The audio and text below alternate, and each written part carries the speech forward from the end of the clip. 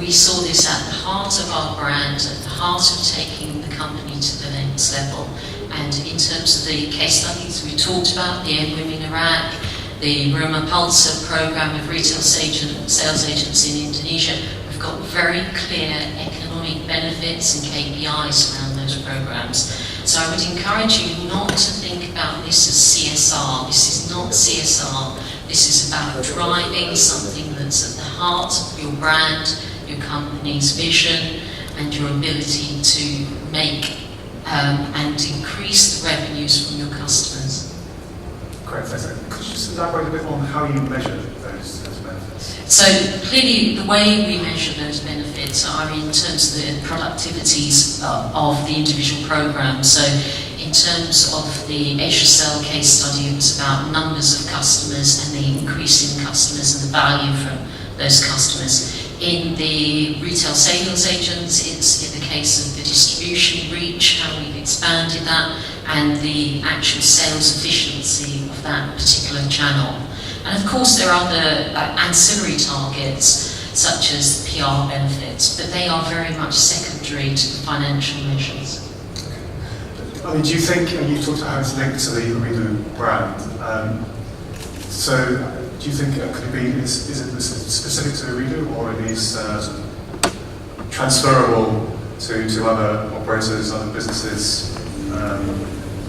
What do you think? I think everyone has to find their own way. We've put it at the heart of what we're doing, but I would encourage, I think through the GSMA and the Mobile Development Foundation, you can see plenty of case studies around the world, across Africa, Middle East, South America, etc., of how companies are delivering in terms of things like mobile money and the benefits that those are driving, and how that whole social good agenda is very much at the heart of how I believe our industry is evolving. Sorry, just one more about Ooredoo's policy. I'm just interested in how it works in a kind of practical sense. I mean, who within the organisation, I mean, who has responsibility for deciding on the projects of this type that you're going to pursue, and who has the authority to say we're going to do this, and this will be our kind of our practice? I would say all of us do across the company, but it's very much driven at country level, and the issues are very different. So if I go back to the Tunisia example, I believe the World Economic Forum have issued various stats that says this region has the worst youth unemployment of any region across the world, and it's actually getting worse faster than any other region.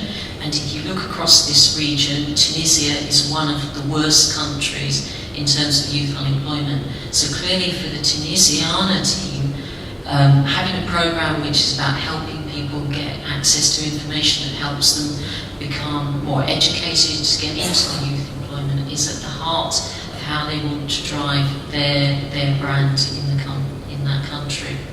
Okay, that's great.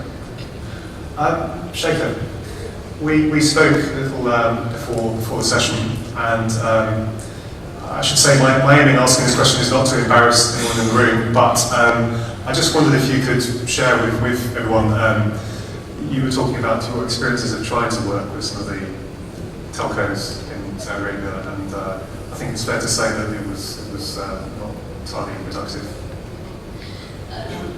In Al-Nahda, we approach companies and we offer our services free of charge. So we go to companies and we say to them, we will help you hire women, just open the doors, and we'll show you how to do it, and we'll provide you with all the information on the laws, because our findings is that a lot of companies choose not to hire women simply because they don't know how to.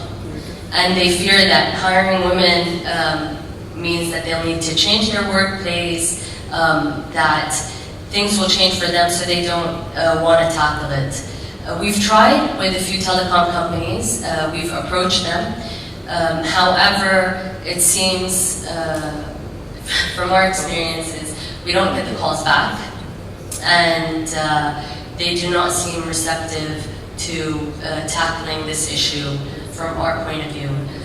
So it would be wonderful for anyone in this room to prove me that I'm wrong, and to show serious interest. We're not asking for affirmative action. We're not asking, as Cynthia said, this is not charity.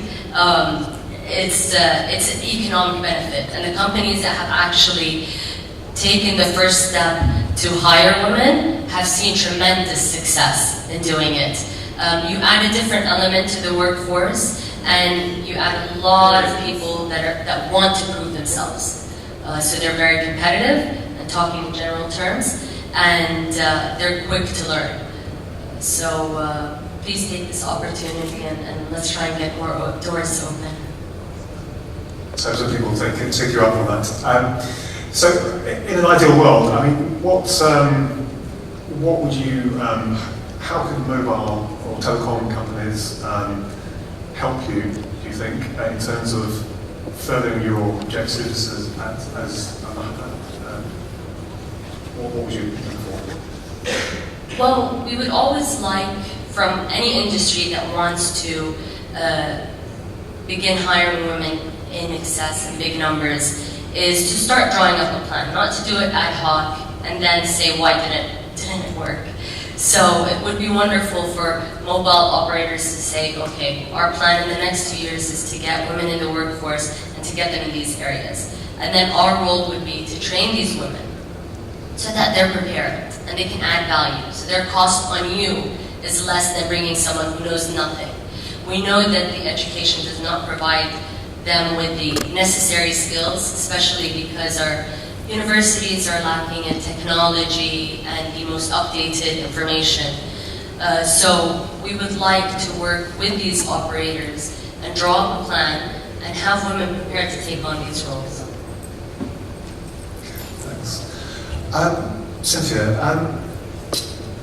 do you think mobile technology, the role of mobile technology in this region, in terms of promoting social benefits of the country we're talking about, but it could be other things as well, not just, it could be promoting employment, education, health. Does it have a different role in the Middle East from other regions? I certainly think we have a more profound role, because sometimes the infrastructure, the access is more available. If you just think people's first experience of the internet will clearly be on their mobile phone, in terms of bringing people, the unbanked, into having an experience of different financial services products, that's most likely to be through the mobile phone. So I think we have the opportunity to do things differently and do that to our benefit, but also very importantly to our customers. If we've got the right services, have the right focus, this isn't about charity. We keep repeating this is about a strong business case of how you can take your customers and support your customers on their own journey in their lives.